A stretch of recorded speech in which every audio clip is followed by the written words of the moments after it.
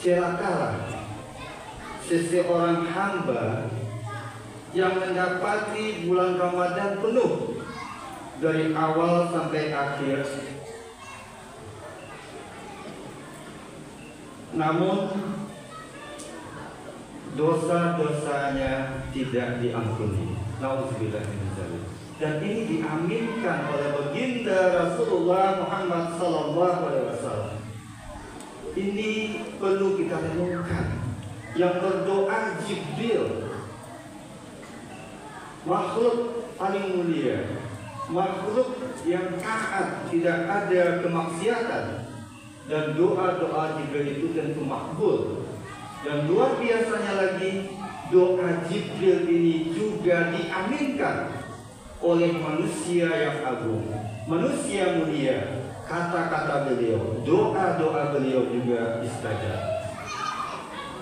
Apa doanya? Terkait dengan tidak diterimanya amalan ibadah puasa Ramadan kita. Dan ini tentu menjadi sebuah pertanyaan besar bagi kita. Ada apa dengan kita? Kenapa kok Jibril itu yang dia doakan? Kenapa itu yang didoakan oleh Jibril dan diaminkan oleh baginda Rasulullah Muhammad sallallahu alaihi wasallam? Padahal kita sudah sering dan itu pasti mendengarkan penjelasan-penjelasan terkait dengan bagaimana keutamaan di bulan Ramadan. Intinya Ramadan adalah bulan ampunan. Ramadan akan menghapuskan dosa-dosa kita. Banyak hadis yang menjelaskan itu kepada kita. Di antaranya yang sering kita dengar, hadis yang mengatakan man shoma Ramadan imanan wa ihtisaban ghufira lahu min dzambi. Barang siapa yang berpuasa di siang bulan Ramadan, menahan lapar dan haus dan syahwatnya, maka ketika itu dikerjakan dengan dasar iman dan penuh perhitungan, dosanya akan diampuni. Redaksi lain mengatakan man qiyama Ramadan imanan wa ihtisaban ghufira lahu min dzambi. Dan barang siapa yang beribadah, mendirikan malam-malam Ramadan, salah satunya tarawih, dengan iman dan penuh perhitungan, maka dosa-dosanya diampuni oleh Allah Subhanahu wa taala. Dan masih banyak hadis-hadis yang lain. Intinya adalah Ramadan menghapus dosa-dosa kita.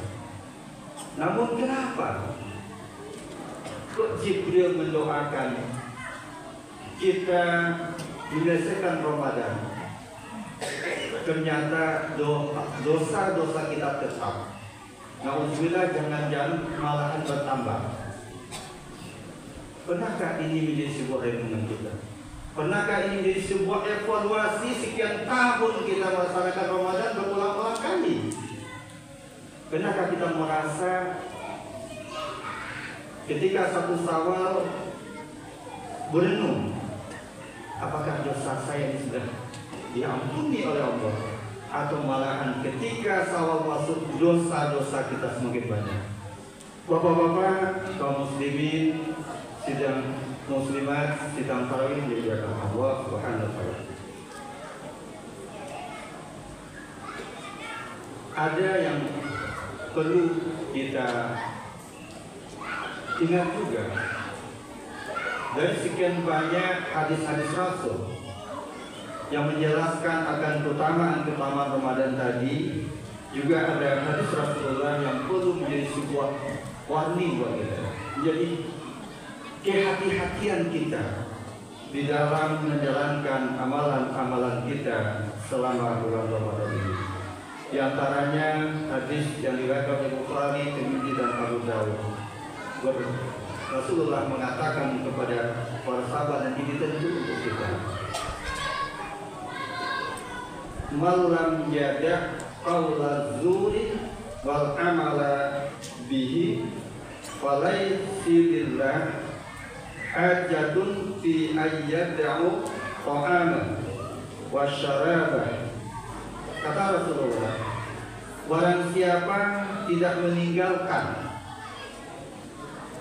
perkataan dusta dan amal-amalan atau perbuatan jahat, maka Allah tidak butuh kepadanya meskipun ia meninggalkan makan dan minum. Hadis riwayat Bukhari, Tirmidzi dan Abu Dawud. Jangan-jangan ini yang menjadi penyebab dosa kita tidak diampuni ketika berakhirnya Ramadan. Ada apa di situ? Ternyata puasa kita yang diklasifikasikan oleh Imam Ghazali, ada puasa orang awam, ada puasa orang khusus, dan ada puasa khusus bil khusus. Puasa orang awam sebatas menahan lapar, haus, dan syahwat di siang Ramadan.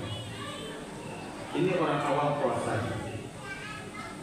Puasa orang khusus adalah selain dia menahan lapar, haus, syahwat di siang Ramadan, dia juga menahan seluruh perilaku, ucapan, pendengaran, penglihatan, apapun tindak tanduknya dari hal-hal yang dilarang oleh Allah. Jangan-jangan puasa yang diaminkan oleh baginda Rasulullah tadi adalah puasa kita yang baru puasa awamnya. Kita belum mampu mempuasakan lidah kita. Lidah kita masih sering mengucapkan kata-kata bohong, kata-kata fitnah, sanjung menyanjung yang hanya mencari sesuatu yang menguntungkan dirinya sendiri. Kata-kata yang menyakitkan hati orang yang mendengar. Kata-kata yang lebih banyak menyampaikan kabar-kabar buruk orang lain. Jangan-jangan ini yang belum bisa kita tahan. Atau dalam hadis tadi dikatakan masih melakukan perbuatan-perbuatan dosa, perbuatan-perbuatan buruk. Dan tentu apa saja jenisnya, kami yakin kita semua sudah tahu. Karena sudah sekian malam kita mendengarkan tausiah di malam Ramadan ini. Bapak-bapak, ibu-ibu, anak-anak kami sedang jemaah tarawih memuliakan Allah. Sebenarnya di sini yang ingin kita sampaikan, apa yang menyebabkan diri kita masih belum bisa menahan lidah, menahan penglihatan, dan seluruh aktivitas lain yang masih banyak berbaur dengan bingkai-bingkai perbuatan dosa. Jangan-jangan yang bermasalah itu adalah hati kita. Jangan-jangan hati kita itu yang sakit. Kenapa? Karena hati itu adalah sentral. Ada yang mengatakan hati itu adalah rajanya diri kita. Kenapa raja hati itu? Apapun yang kita lakukan, apapun yang kita ucapkan, apapun yang kita lihat, yang kita dengar, yang kita ambil, itu semua adalah perintah dan gerak hati kita sehingga menjadi sebuah perbuatan. Ketika hatinya sakit, maka perbuatannya pun banyak perbuatan orang-orang yang sakit. Bagaimana Rasulullah menjelaskan dalam sebuah hadis dari An-Nu'man bin Bashir radhiyallahu anhu berkata, Rasulullah SAW, ala wa inna fil jasad mudghah idza salahat salahal jasadu kullu wa idza fasadat fasadal jasadu kullu. Ingat, di dalam jasad itu kata Rasulullah ada segumpal daging. Jika ia baik, maka baik pula lah seluruh jasad tersebut. Jika ia rusak, maka rusak pula lah seluruh jasad tersebut. Ketahuilah, segumpal daging itulah yang disebut dengan hati.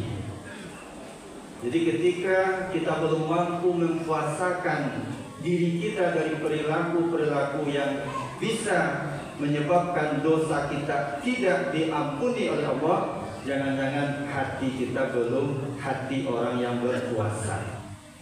Jangan-jangan kita baru hanya berpuasa menahan lapar dan haus, tetapi hati kita belum berpuasa. Maka inilah sebenarnya hati orang berpuasa adalah bagaimana sikap perilaku yang harus kita lakukan adalah sesuai dengan hati nurani kita manusia. Hati nurani manusia semuanya sama. Orang jahat ketika ditanya bagaimana ketika dia disakiti oleh orang lain, pasti dia akan merasa tidak suka. Seorang pencuri ditanya ketika uang yang dia curi, hasil curiannya dicuri orang lain, ditanya sukakah dia uang yang hasil curian tadi dicuri orang, pasti dia mengatakan tidak suka. Maka sebenarnya nilai kebenaran itu hanya hati nurani kita. Ketika hati kita sehat, maka jiwa perilaku kita juga akan sehat. Ramadan membentuk itu. Maka salah satu tolak ukur berhasilnya Ramadan kita, rasakanlah dalam hati kita. Sudahkah hati kita bisa menjaga sikap, perilaku, tindak tanduk dan perbuatan kita tidak hanya selama Ramadan. Menahan lapar, haus dan syahwat perintahnya hanya di waktu siang, tetapi perilaku terpuji itu tidak punya batasan waktu dan tidak punya batasan tempat. Dimanapun kita berada, sikap tindak tanduk kita harus akhlakul karimah. Banyak maaf dan terima kasih. Semoga hati-hati kita termasuk hati orang yang berpuasa, yaitu orang yang mampu mengendalikan hatinya untuk bisa membedakan mana yang benar dan mana yang salah. Sehingga hati-hati orang berpuasa, dia akan terpandu kepada nilai-nilai kebenaran yang diridhoi oleh Allah Subhanahu wa taala. Subhanaka Allahumma wa bihamdika asyhadu an la ilaha illa anta astaghfiruka wa atubu ilaik. Assalamualaikum warahmatullahi wabarakatuh.